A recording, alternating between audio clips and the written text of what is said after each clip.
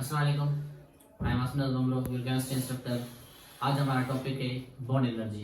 हम bond energy को पढ़ेंगे, बॉन्ड एनर्जी के हम फैक्टर्स पढ़ेंगे और बॉन्ड एनर्जी की वजह से बॉन्ड पे क्या इफेक्ट पड़ता है वो पढ़ेंगे। डियर स्टूडेंट्स, देखिए बॉन्ड एनर्जी नाम पढ़ा है ना, तो वो एनर्जी जो बॉन्ड के साथ एसोसिएट हो। सिंपल अगर हम इसकी डेफिनेशन बताएं ना, energy associate with bond, chemical bond, वो एनर्जी जो किसी बॉन्ड के साथ एसोसिएट हो हम उसे कहते हैं बॉन्ड एनर्जी। अब किसी बॉन्ड के साथ एसोसिएट हो हम उसे बॉन्ड एनर्जी कहते हैं। बॉन्ड के साथ एसोसिएट कैसे होती है? देखिए बॉन्ड की दो एसोसिएशन होती है, या तो बॉन्ड बनता है या तो बॉन्ड टूटता है। एक को हम कहते हैं बॉन्ड फॉर्मेशन, दूसरे को हम कहते हैं बॉन्ड ब्रेकिंग कहती है।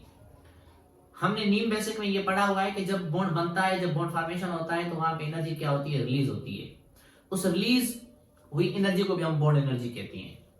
जब बॉन्ड वो टूटता है तो वो एनर्जी एब्जॉर्ब होती है, वो एनर्जी कंजर्व होती है। उस कंजर्व होने वाली एनर्जी को भी हम बॉन्ड एनर्जी कहते हैं। तो बॉन्ड एनर्जी की अगर हम 4 वर्ड्स में डेफिनेशन हम लिखें तो वो कहते हैं the energy associate with bond. इसकी वर्ड की जो मीनिंग है ना, मीनिंग क्या है बेटा? इस वर्ड की मीनिंग है energy associate with bond. Energy associate with bond, ठीक है बेटा। तो हम उन्हें बॉन्ड एनर्जी कहती हैं कि बॉन्ड के साथ एनर्जी एसोसिएट हो। जब बॉन्ड बनता है ना, बॉन्ड की जब फॉर्मेशन होती है, बॉन्ड की मेकिंग होती है, तो वहां पे एनर्जी रिलीज होती है, हम उसे कहते हैं एक्सोथर्मिक रिएक्शन। यहाँ पे ये पॉइंट लिखा हुआ है, बॉन्ड फॉर्मेशन एक्सोथर्मिक रिएक्शन। क्योंकि जब बॉन्ड बनता है तो वहां पे एनर्जी रिलीज होती है, उसे रिलीज की गई एनर्जी को भी हम क्या कहते हैं? बॉन्ड एनर्जी कहते हैं।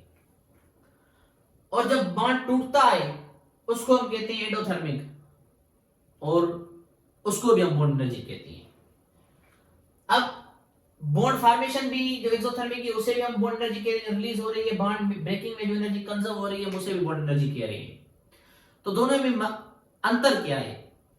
दोनों को हम कहते हैं, तो दोनों को हम किससे जस्टिफाई करेंगे? देखिए यहाँ पे जो बॉन्ड एनर्जी हम पढ़ते हैं बॉन्ड डिसोसिएशन एनर्जी पढ़ते हैं, बॉन्ड मेकिंग नहीं पढ़ते।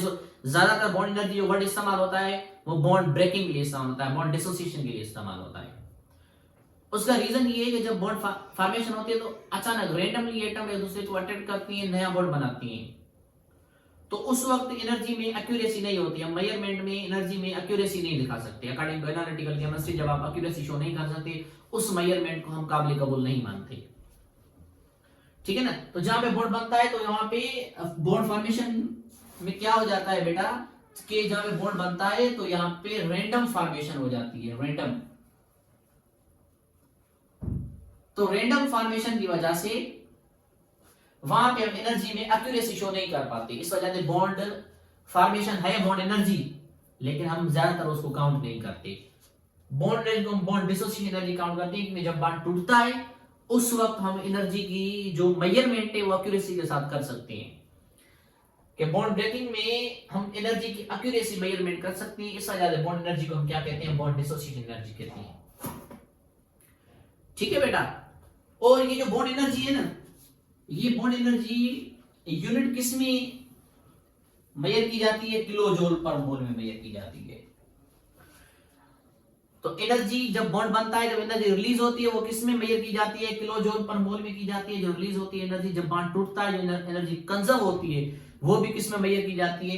किलो जूल पर मोल में। क्योंकि दोनों हैं बॉन्ड एनर्जी, लेकिन बॉन्ड मेकिंग में हम एक्यूरेसी नहीं शो कर पाते। इस वजह से हम बॉन्ड एनर्जी को जो कहते हैं वो बॉन्ड डिसोसिएशन एनर्जी कहते हैं, क्योंकि डिसोसिएशन में, बॉन्ड ब्रेकिंग में हम एनर्जी में एक्यूरेसी शो कर पाती है, ठीक है बेटा। तो अब बॉन्ड एनर्जी का डेफिनेशन क्या बताएं? मतलब जिसे हम अभी मैं आपको बताया, जिसे हम कह रहे हैं बॉन्ड डिसोसिएशन एनर्जी, हम उसकी डेफिनेशन क्या बताएंगे? उसकी डेफिनेशन ये है, energy required to break chemical bond. एक एनर्जी नीड पड़े किसी बॉन्ड को टूटने के लिए, उसे हम कहते हैं बॉन्ड एनर्जी कहते हैं। Energy required to break one mole of bond, जिसे हम ज्यादातर वर्ड में इस्तेमाल करते हैं, उसे हम बॉन्ड एनर्जी कहते हैं। यहां पे देखिए हाइड्रोजन का मॉलिक्यूल है, this is a molecule of hydrogen, वो टूट रहा है हाइड्रोजन एटम्स में। अब यहां पे कुछ चीजें आपने याद रखनी है बेटा। वो चीजें कौन सी आपने याद रखनी है? यहां पे मैं आपको बता रहा हूं कि जब एक मॉलिक्यूल जब एक मॉलिक्यूल एटम्स में डिसोसिएट होता है उस वक्त एनर्जी एब्जॉर्ब होती है, लेकिन जब एटम्स मिलके किसी मॉलिक्यूल को बनाते हैं तो वहां पे एनर्जी रिलीज होती है। ये पॉइंट्स आपने याद रखनी है कि जब एक मॉलिक्यूल एटम्स में टूटता है, पार्टिकल्स में टूटता है तो वहां पे एनर्जी एब्जॉर्ब होती है, लेकिन जब एटम मिलके एक मॉलिक्यूल एक कंपाउंड बनाते हैं वहां पे एनर्जी रिलीज होती है। ये दो जो पहलू आप साथ लेके चले बॉन्ड एनर्जी में। यहां पे क्या है कि H2 एक मॉलिक्यूल है, ये किसमें डिसोसिएट हो रहा है? एटम्स में डिसोसिएट हो रहा है। तो मॉलिक्यूल जब एटम्स में डिसोसिएट होगा उस वक्त एनर्जी अब्सॉर्ब होगी, इस वजह से ये वैल्यू पॉजिटिव है। ठीक है भाई। और ये है बॉन्ड डिसोसिएशन, क्योंकि बॉन्ड डिसोसिएशन या बॉन्ड ब्रेकिंग एंडोथर्मिक होता है, एंडोथर्मिक वैल्यू भी पॉजिटिव ही होता है। तो इस हाइड्रोजन मॉलिक्यूल को एटम्स में टूटने के लिए हमें जो एनर्जी चाहिए वो 435 किलो जूल पर मोल चाहिए। ठीक है ना। अमूमन किताब 425 भी लिखती है, 435 भी लिखती है, तो इतना बड़ा डिफरेंस नहीं है ये। तो हमें ये एनर्जी चाहिए इस हाइड्रोजन मॉलिक्यूल को एटम्स में तोड़ने के लिए, उसे हम बॉन्ड एनर्जी कहते हैं या बॉन्ड डिसोसिएशन एनर्जी कहते हैं। यहां पे ये देखें O2 एक मॉलिक्यूल है, देखें this O2 is a molecule, वो किस में टूट रहा है? ऑक्सीजन एटम्स में टूट रहा है। जब एक मॉलिक्यूल एटम्स में टूटेगा तो वहां पे एनर्जी क्या होती है? एनर्जी एब्जॉर्ब होती है। यहां पे देखें ये वैल्यू भी पॉजिटिव है, क्योंकि ये बॉन्ड ब्रेक हो रहा है, ये O2 ब्रेक होके एटम्स में टूट रहा है। तो इस ऑक्सीजन मॉलिक्यूल को एटम्स में तोड़ने के लिए, टूटने के लिए हमें जो एनर्जी रिक्वायर है वो है 495 किलो जूल पर मोल, नियर अबाउट 500 हमें चाहिए। उसे हम बॉन्ड डिसोसिएशन एनर्जी कहते हैं। मतलब एक मॉलिक्यूल को एटम्स में तोड़ने के लिए जो हमें एनर्जी रिक्वायर होगी, हम जैसे सिंपल हम वर्ड में इस्तेमाल करें अकॉर्डिंग टू आवर टेक्स्ट के energy required to break one mole of chemical bond such is called as what? Bond energy. हम उसे बॉन्ड एनर्जी कहते हैं। लेकिन दो पहलू अगर आप साथ लेके चलेंगे तो आपकी केमिस्ट्री और भी इजी हो जाएगी। जब मॉलिक्यूल एटम में टूटेगा वहां पे वैल्यू एब्जॉर्ब होगी एनर्जी और वैल्यू पॉजिटिव आएगा। लेकिन इसको मैं उल्टा कर दूं अभी। यहां पे देखिए कि हाइड्रोजन के एटम्स, यहां पे हाइड्रोजन के एटम्स हैं भाई, हाइड्रोजन के एटम्स मिलके क्या बना रहे हैं? एक मॉलिक्यूल बना रहे हैं। तो जब एटम्स मिलके मॉलिक्यूल बनाते हैं तो वहां पे एनर्जी रिलीज होती है। यहां पे देखिए वैल्यू क्या है? नेगेटिव। नेगेटिव का मतलब एक्सोथर्मिक रिएक्शन। यहाँ पे बॉन्ड बन रहा है, एटम्स में मॉलिक्यूल बन रहा है, बॉन्ड हो रहा है एटम्स के बीच में, तब मॉलिक्यूल बन रहा है। जब एटम्स के बीच में मॉलिक्यूल हो रहा है तब जाके बॉन्ड हो रहा है, तब जाके मॉलिक्यूल बन रहा है। इस वजह से हम यहाँ पे एनर्जी क्या हो रही है? रिलीज हो रही है। लेकिन एक चीज नोट करें, वैल्यू दोनों में सेम है, 435 435। यहाँ पे बॉन्ड ब्रेकिंग हो रहा है, पॉजिटिव वैल्यू, यहाँ पे बॉन्ड बन रहा है, नेगेटिव वैल्यू है। दोनों बॉन्ड एनर्जी, ये भी बॉन्ड एनर्जी है, ये भी बॉन्ड एनर्जी है। यहाँ पे बॉन्ड बन रहा है, बॉन्ड फॉर्मेशन हो रही है, वैल्यू नेगेटिव है, ये भी बॉन्ड एनर्जी है। यहाँ पे बॉन्ड ब्रेक हो रहा है, वैल्यू पॉजिटिव है, यहाँ पे भी बॉन्ड एनर्जी है। लेकिन इसमें हम एक्यूरेसी शो कर सकते हैं, क्योंकि बॉन्ड ब्रेकिंग में हम एक्यूरेसी मेजरमेंट कर सकते हैं। इसमें हम एक्यूरेसी शो नहीं कर पाते। जब बॉन्ड बनता है ना तो रैंडम बॉन्ड बन जाता है, हम एक्यूरेसी शो नहीं कर पाते। इस वजह से इन दोनों में से ज्यादातर जो प्रीफर करेंगे इसको बॉन्ड एनर्जी कहना प्रीफर करेंगे इसके मुकाबले में। लेकिन ये भी है बॉन्ड एनर्जी, ठीक है ना। ये पॉइंट हमने याद रखेंगे, this is also bond energy. This यहां पे भी देखिए कि ऑक्सीजन की यहां पे जितना वैल्यू है यहां पे उतना ही वैल्यू है, 495 वैल्यू है। लेकिन यहां पे क्या है कि बॉन्ड बन, यहां पे बॉन्ड बन रहा है, सॉरी यहां पे बॉन्ड टूट रहा है तो वैल्यू पॉजिटिव है, यहां पे बॉन्ड बन रहा है। ये ऑक्सीजन के एटम्स हैं और एटम्स में क्या बन रहा है? मॉलिक्यूल बन रहा है। जब एटम्स में मॉलिक्यूल बनेगा वहां पे एनर्जी रिलीज होगी तो वैल्यू नेगेटिव होगा। लेकिन वैल्यू मैग्नीट्यूड सेम है, फिजिक्स में कहते हैं मैग्नीट्यूड ना, तो यहाँ पे मैग्नीट्यूड सेम है, 495 नियर अबाउट 500, वैल्यू सेम है। यहाँ पे एनर्जी रिलीज हो रही है, यहाँ पे ये किलो जूल पर मोल में शो हो रहा है, ठीक है। ये भी बॉन्ड एनर्जी है, ये भी बॉन्ड एनर्जी है। यहाँ पे बॉन्ड बन रहा है तो एक्यूरेसी शो नहीं कर पा रहे हम। यहाँ पे बॉन्ड हम टूट रहा है, बॉन्ड तोड़ रहे हैं, यहाँ पे एक्यूरेसी हम शो कर पा रहे हैं, इससे भी बॉन्ड एनर्जी कहती है। अब बॉन्ड एनर्जी में होता क्या है कि बॉन्ड एनर्जी हमें स्ट्रेंथ ऑफ बॉन्ड बताती है कि जितनी बॉन्ड एनर्जी ज्यादा होगी वो बॉन्ड उतना ही क्या होगा? स्ट्रेंथेबल होगा, ठीक है ना। मैं इस पहलू पे नीचे जितने भी ये फैक्टर्स हैं इसमें आ जाता हूँ, ये आपको चीज मैं सिखा देता हूँ। तो नेक्स्ट जो हमारी हेडिंग है वो है फैक्टर इफेक्टिंग बॉन्ड एनर्जी हम पढ़ेंगे। कि बॉन्ड एनर्जी को कौन से फैक्टर अफेक्ट करते हैं। यहां तक मैं समझ रहा हूं कि आपकी चीजें क्लियर हो गई होंगी। यहाँ पे हम आते हैं तो और भी चीजें आसान होती जाएंगी आपके लिए। बॉन्ड के फैक्टर्स हम पढ़ेंगे। सबसे पहला जो फैक्टर है वो है मल्टीप्लिसिटी ऑफ बॉन्ड, कि अगर किसी मॉलिक्यूल के अंदर ट्रिपल बॉन्ड होगा ना, ट्रिपल बॉन्ड, तो उसकी बॉन्ड एनर्जी ज्यादा होगी किसकी, जिस मॉलिक्यूल में डबल बॉन्ड होगा, और डबल वाले की ज्यादा होगी जिसके अंदर सिंगल बॉन्ड होगा। ठीक है ना। तो जिस मॉलिक्यूल में ट्रिपल बॉन्ड आ रहा है उसकी बॉन्ड एनर्जी ज्यादा होगी डबल से, और जिसमें डबल आ रहा है उसकी ज्यादा होगी सिंगल से। इस तरह अल्काइन में ट्रिपल बॉन्ड आता है तो अल्काइन की बॉन्ड एनर्जी ज्यादा होती है अल्कीन में से, अल्कीन की डबल होता है तो उनकी अल्काइन से ज्यादा होती है, अल्केन से ज्यादा होती है, सॉरी। ठीक है ना। तो जिनमें ट्रिपल बॉन्ड होगा उनकी बॉन्ड एनर्जी डबल से ज्यादा होगी और डबल के सिंगल से ज्यादा होगी। यहाँ पे देखिए नाइट्रोजन में कौन सा बॉन्ड होता है, ट्रिपल होता है, इससे ज्यादा, और ऑक्सीजन में डबल होता है, हाइड्रोजन में सिंगल होता है। तो यहाँ पे मैंने लिखा है नाइट्रोजन के ट्रिपल बॉन्ड, इन तीनों में से नाइट्रोजन की बॉन्ड एनर्जी ज्यादा होगी क्योंकि यहाँ पे ट्रिपल बॉन्ड है, ऑक्सीजन की फिर नाइट्रोजन के बाद सेकंड नंबर होगी क्योंकि डबल बॉन्ड है, और हाइड्रोजन की बिल्कुल कम होगी क्योंकि सिंगल बॉन्ड है। मल्टीप्लिसिटी पे डिपेंड कर रहा है। यहाँ पे ये देखें ट्रिपल बॉन्ड की वजह से इसकी बॉन्ड एनर्जी ज्यादा है, इसकी डबल है, यहाँ पे बॉन्ड एनर्जी कम है, और इसकी इससे ज्यादा है क्योंकि यहाँ पे डबल बॉन्ड है। तो मल्टीप्लिसिटी के साथ बॉन्ड एनर्जी क्या है, बढ़ जाती है। यहाँ पे एक और मैं चीज ऐड करना चाहूंगा, स्पेशली इन ऑर्गेनिक केमिस्ट्री। अगर यहाँ पे ट्रिपल बॉन्ड है, यहाँ पे नंबर ऑफ एटम्स ज्यादा हो जाएंगे, यहाँ पे ट्रिपल बॉन्ड है लेकिन नंबर ऑफ एटम्स कार्बन ज्यादा हो जाएंगे, तो वहां पे थोड़ी सी बॉन्ड एनर्जी इफेक्ट और लगेगा। वहां पे प्लस आई इफेक्ट भी यहाँ पे बॉन्ड एनर्जी ऑर्गेनिक केमिस्ट्री में स्पेशली प्लस आई इफेक्ट भी होता है, माइनस आई इफेक्ट भी होता है, उसका थोड़ा बहुत इफेक्ट होता है बॉन्ड एनर्जी पे, या रेजोनेंस का, इवन मेसोमेरिक जिसे हम कहते हैं, तो उसका इफेक्ट होता है बॉन्ड एनर्जी पे। वो मैं डिटेल में वीडियो बनाऊंगा ऑर्गेनिक केमिस्ट्री के लिए, बॉन्ड एनर्जी ऑर्गेनिक केमिस्ट्री में कैसे अफेक्टेड होती है। उसके बाद ये तो फैक्टर आपको क्लियर हो गया। नेक्स्ट होता है इलेक्ट्रोनेगेटिविटी डिफरेंस, वो आपको मैं समझा रहा हूं। यहां पे देखिए कि इसमें भी डबल बॉन्ड, ये हमारा मॉलिक्यूल नंबर ए है और ये है हमारा मॉलिक्यूल बी। ठीक है भाई। इसमें देखिए कि इसमें डबल बॉन्ड है, इसमें भी डबल बॉन्ड, इसमें ऑक्सीजन, इसमें भी ऑक्सीजन। ठीक है भाई। अब डबल बॉन्ड भी कॉमन, ऑक्सीजन भी कॉमन। अब क्या देखेंगे हम, हेटेरोएटम देखेंगे, इनके अलावा देखेंगे यहाँ पे कार्बन, यहाँ पे सल्फर। अब देखेंगे इलेक्ट्रोनेगेटिविटी किसकी ज्यादा है। सल्फर और कार्बन में से किसकी इलेक्ट्रोनेगेटिविटी ज्यादा है, कार्बन की ज्यादा है। इस वजह से इन दोनों में से इसकी बॉन्ड एनर्जी ज्यादा होगी निस्बत इसकी, क्योंकि डबल बॉन्ड कॉमन है, ऑक्सीजन भी कॉमन, लेकिन सल्फर की इलेक्ट्रोनेगेटिविटी कम है ऑक्सीजन से, जो इलेक्ट्रोनेगेटिविटी एटम ज्यादा होगा, कॉमन निकाल के उसकी बॉन्ड एनर्जी ज्यादा होगी। ठीक है भाई। यहां पे देखें क्योंकि साइज इलेक्ट्रोनेगेटिविटी जब इसकी ज्यादा है ना तो एटम करीब आ जाएंगे, साइज कम हो जाएगी। जब साइज कम हो जाएगी तो बॉन्ड एनर्जी और भी ज्यादा हो जाती है, क्योंकि इलेक्ट्रोनेगेटिव हम क्या कहते हैं, ability to attract shared pair of electron. Carbon ज्यादा इलेक्ट्रोनेगेटिव है ऑक्सीजन के, जो वैसे ऑक्सीजन ज्यादा इलेक्ट्रोनेगेटिव कार्बन से इलेक्ट्रॉन अपने पास रखेगा, लेकिन अगर हम कार्बन और सल्फर का मुकाबला करवाएं तो कार्बन ज्यादा प्रीफर ये करेगा कि इलेक्ट्रॉन मेरे पास होने चाहिए सल्फर के मुकाबले में, क्योंकि कार्बन ज्यादा ताकतवर है। तो इलेक्ट्रोनेगेटिविटी के ज्यादा इलेक्ट्रॉन जब करीब आ जाता है, अट्रैक्ट हो जाता है, तो वहां पे डिस्टेंस कम हो जाता है, साइज कम हो जाता है, वहां पे बॉन्ड एनर्जी ज्यादा होती है, क्योंकि साइज और बॉन्ड एनर्जी का आपस में इनवर्स ताल्लुक है।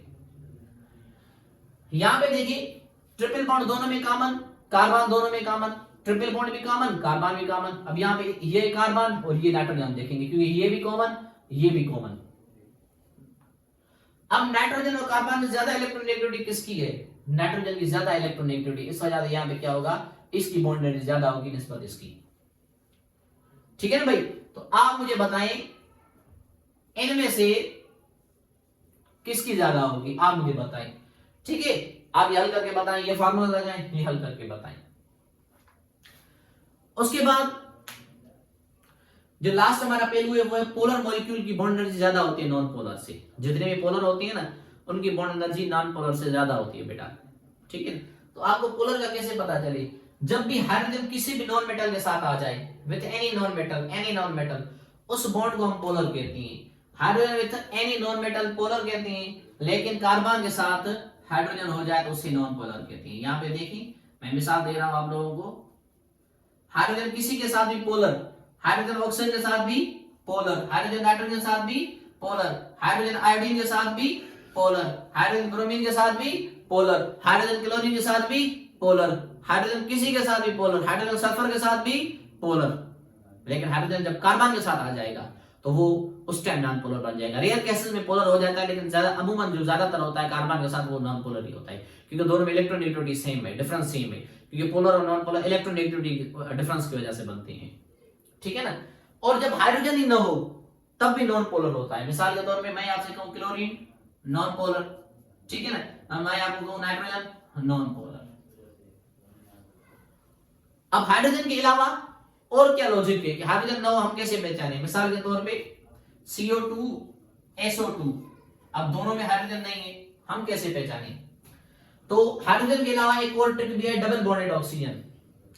जब किसी मॉलिक्यूल में किसी कंपाउंड में जब डबल बॉन्डेड ऑक्सीजन आ जाए, लेकिन कार्बन डाइऑक्साइड के अलावा एक और मॉलिक्यूल भी है जो मेरे इस वक्त ज़हन में क्लिक नहीं हो रहा, वो मैं आपको याद आ गया तो मैं आपको बता रहा हूँ। तो double bonded oxygen except CO2 carbon dioxide, carbon dioxide के अलावा डबल बॉन्डेड ऑक्सीजन किसी भी एक एटम के साथ आ जाए, ठीक है ना, तो वहां पे क्या हो जाता है, वो पोलर हो जाता है। लेकिन एक और भी मिसाल है कार्बन डाइऑक्साइड के अलावा जो अभी मेरे ज़हन में क्लिक नहीं हो रहा, ठीक है ना बेटा।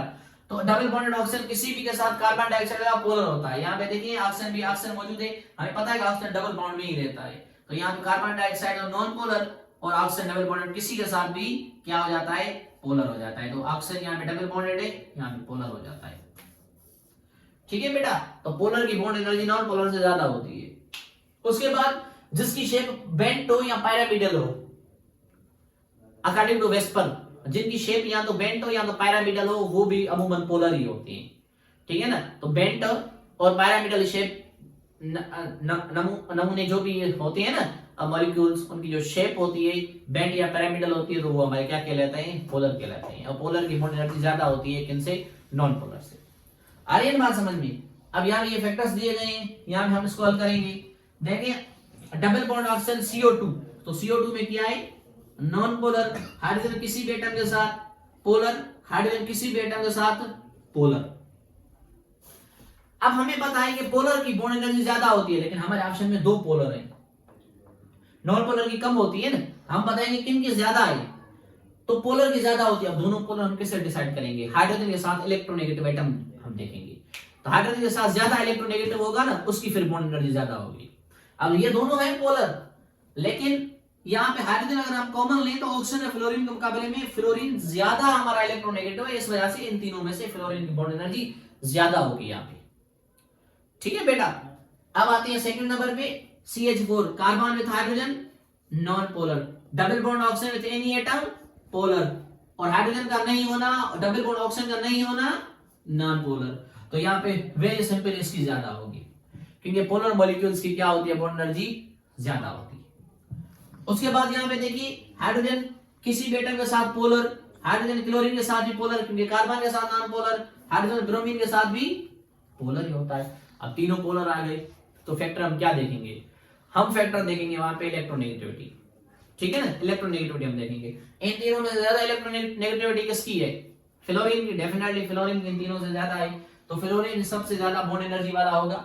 उसके बाद क्लोरीन और ब्रोमीन में से किसकी इलेक्ट्रोनेगेटिविटी ज्यादा है, क्लोरीन की ज्यादा है, तो क्लोरीन की सेकंड नंबर पे बॉन्ड एनर्जी होगी।